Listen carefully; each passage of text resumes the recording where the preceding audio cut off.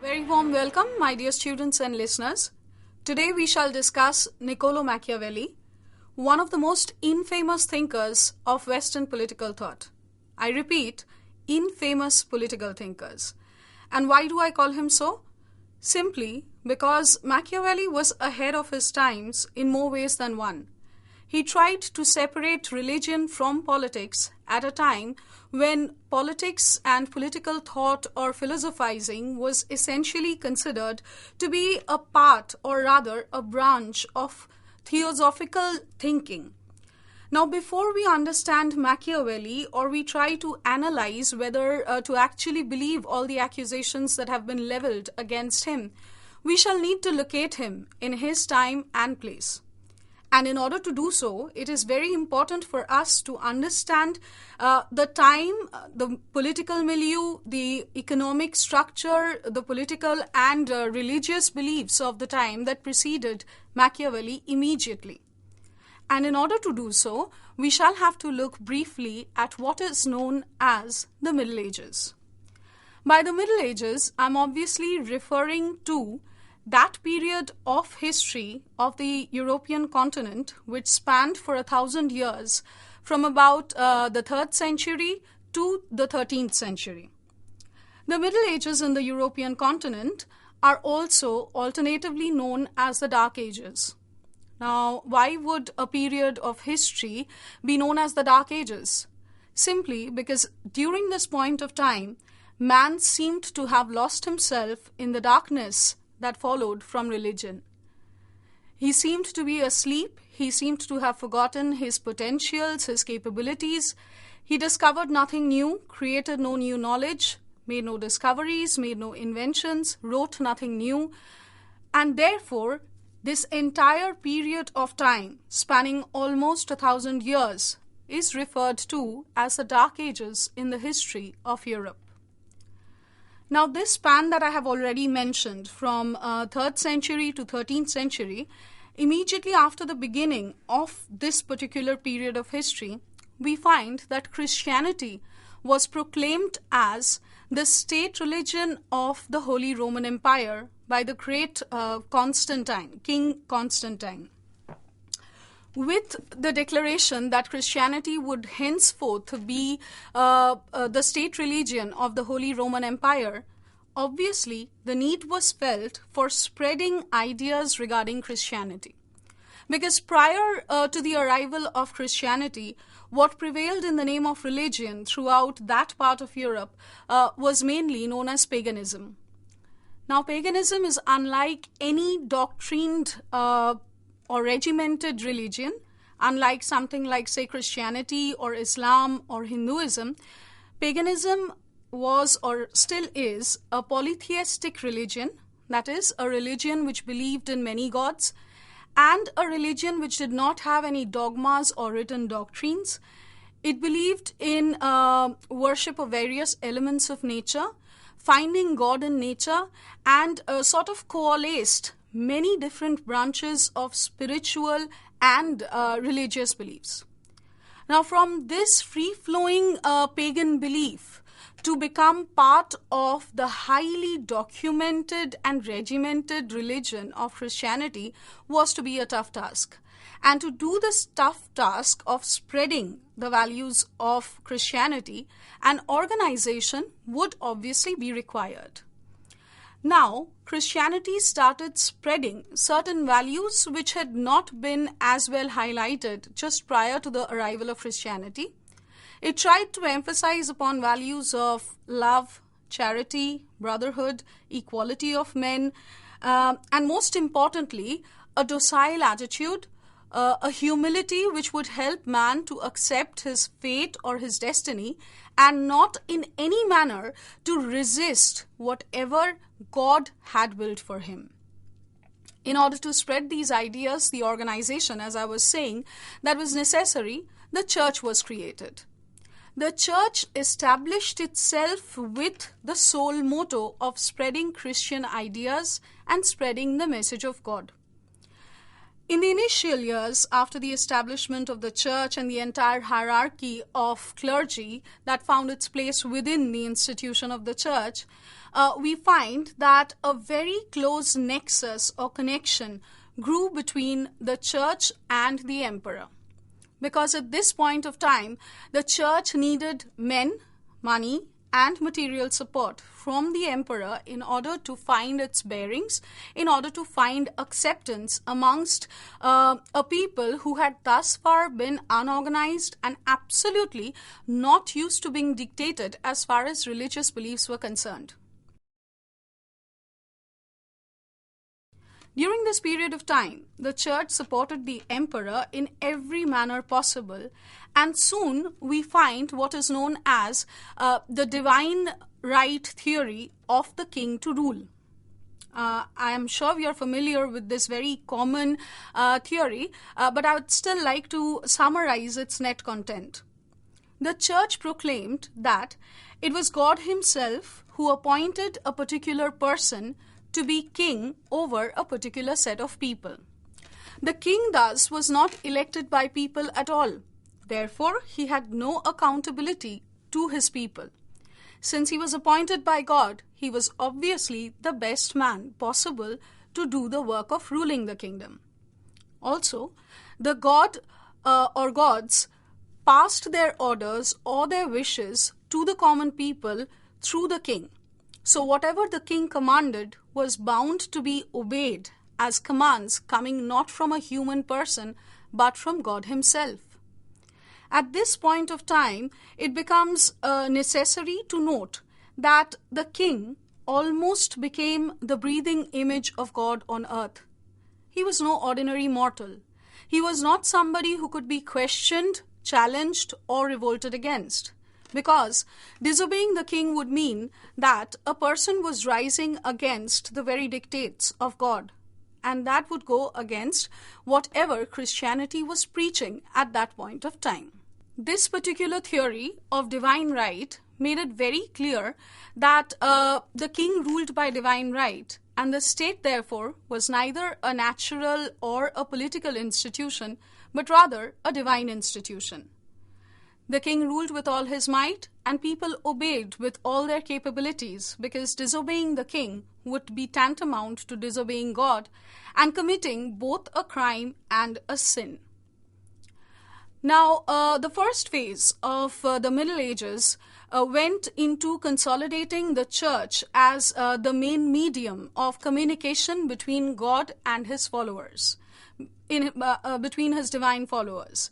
Now, as this medium grew stronger and the church found its institutions and organizational structures in place, slowly it consolidated its position to the extent that it now started challenging the very might of the emperor who had helped the church to find its footings in immediately after its birth or inception. The second phase of the Middle Ages would be dominated by what is known as the controversy between the church and the king as to who was superior to the other. Initially, we found that man's secular activities, all his political, economic, social activities were to be regulated by the instructions or under the instructions of the king, whereas all his religious or spiritual or cultural needs would be attended to by the church. So the domains or the jurisdictions of these two institutions, kingship on one hand and the church on the other, had been very clearly demarcated. There was no confusion as to who to turn to in case a common person needed some help. However, as the church grew stronger economically, materially, more prosperous, and found very devout followers amongst millions of people, it slowly started challenging the authority of the king himself. The church started to claim that since the Roman Empire was himself a Christian, he too should be subject to the orders of the church. Now, this obviously was not something that the Roman emperors would look upon very kindly. Now, this clash of interests between the church and the emperor clearly divided the people and confused them as to who to follow. The church started levying taxes upon its followers. The followers now, the common people, did not only pay taxes to the king for all the administrative and protective functions that he performed, but now had to pay a rather high level of taxes to the church itself for all religious festivals and for all religious issues. Now, this created a lot of economic burden upon the common people.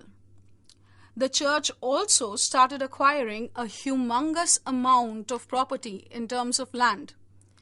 It hired the best of the artists of the time in order to decorate, paint, sculpt, and beautify its properties, and it also started interfering in the personal affairs of the emperors. Now, having interfered into the very personal lives of the sovereign, the king, the church obviously dominated over the lives of the common people. Everything that a man did would be judged against the touchstones of either being sacred or profane. Christianity, through the institution of the church, created the image of a God who was a very hard taskmaster. It was not a loving God, it was not a forgiving God, rather a God who would only judge a man's actions on the basis of whether they were sinful or they were not.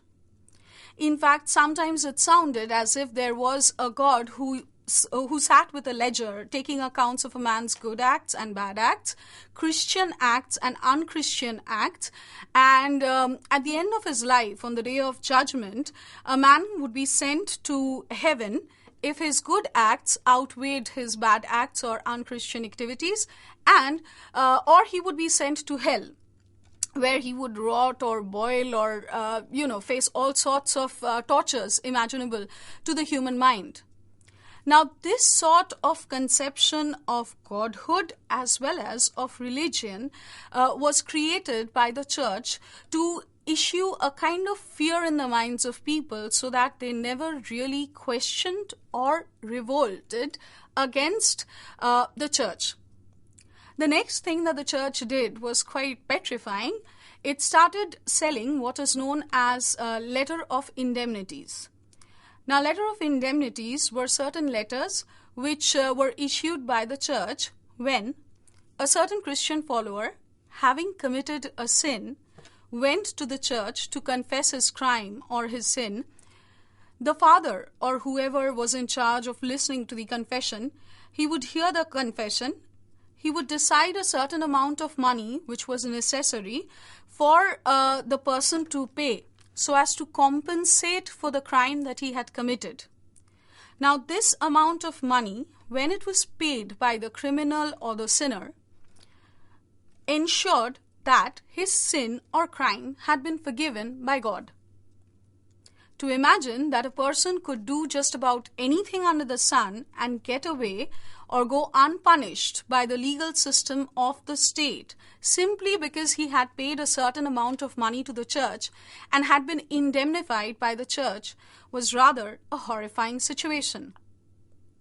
It makes us aware that a sort of society would arise where any person would indulge in any sort of profane, bad, unsocial, antisocial, inhuman activity, would go to the church, confess his crime or sin, pay a certain amount of money that was proportionate to the crime or sin that he had committed, and go unpunished because he had paid a certain amount of money to the church. We can well imagine the kind of society that would ultimately be created by this sort of a practice that was put in place by the Roman Catholic Church almost during the last phase of the Middle Ages. Now, as the church grew stronger, it started undertaking any means and every sort of means that it could to, on the one side, strengthen itself financially, materially, and on the other side, to decry the power and position of the emperor, It started directly challenging the authority of the emperor to maybe even rule, because it tried to subject the emperor to the edicts, to the orders of the church itself. Therefore, the relationship between the church and the emperor, which was rather good when the Middle Ages had begun, became quite bad and even bitter during the end of the Middle Ages. Now, the main questions that arose during this particular period of time for the philosophers had almost nothing to do directly with politics. All the thinkers that we find in this particular period of time, like St. Augustine or Marsilio of Padua or William of Ockham, etc., all these thinkers, they kept on concentrating upon the questions like who was a good man or who was a good Christian, and how did a good Christian state rule, and what are the qualities that a Christian ruler possessed. As you can understand, political questions were highly overloaded with theological ones. And theology was that dominant branch of philosophy which overshadowed politics or political theorizing during the entire period of the Middle Ages. We almost find no theory of state or citizenship or kingship which concentrated entirely upon the political functions and only upon the political functions. In fact, politics was judged not in its entirety or not individually as a subject of perusal. It was understood or pursued or discussed solely on the basis of what theology or religion considered it to be. Thus, politics was garbed heavily in the robes of theology or religion. Very surprisingly, Christianity supported the institution of slavery, while in theory, through the Bible and through the various parables of the Bible, Christianity had proposed and preached the equality and brotherhood of all men, all Christians. It supported slavery, saying that some men, some Christians on earth automatically received the grace of God, while some others did not qualify or were not considered good enough to receive the grace of God. Those who did not receive the grace of God automatically became slaves or came to be slaves. Now, what was the duty of these slaves? They were to accept their fates and the superiority of their masters as a matter of will of God. Therefore, there was no question of any slave or groups of slaves coming together and revolting against this particular system, because slaves were supposed to accept their destiny as the will of God. It was part of the very fatalistic and very deterministic mindset of this entire period of time, wherein accepting your destiny was the only way to gracefully live your life as a good Christian. The other institution which is to be discussed over here was property. Christianity had this very eulogizing tendency or viewpoint to look upon as well as poverty was concerned. It believed that Jesus, as the Son of God and God himself, the Christian God, would always be benign and more loving or more caring towards those who were poor and miserable in their lives on this earth. Christianity seriously and repeatedly decried the holding of excessive property, acquiring of excessive property, and it also constantly tried to impose upon its followers the fact that if you were poor and were not able to meet your daily needs during your life on this earth, you had nothing to worry about. Because while you suffered in this world or the city of man, you were definitely bound to be welcomed with open arms by God himself after the judgment day, that is after your death. Now, this particular conception of property is very striking, because while on the one hand the common people, the ordinary Christians, were constantly egged on to do charity or charitable activities and to provide or look after the poor, and Christmas, which is the biggest perhaps occasion that the Christians celebrate, that particular day for good Christians is never complete without giving away of gifts. When we take this into consideration, it strikes us as rather odd or questionable that the Christian church would happen to have more land, more property, and more money than perhaps the Roman Empire at that point of time. Now, keeping in mind these particular ideas, we shall move on to the next very important part of medieval political theorizing, which was the attitude towards violence. Christianity constantly emphasized upon the need for pacifism or a pacifist attitude towards problems. It believed that when somebody hit you on the right cheek, you should put forward your left cheek so that he could hit you again.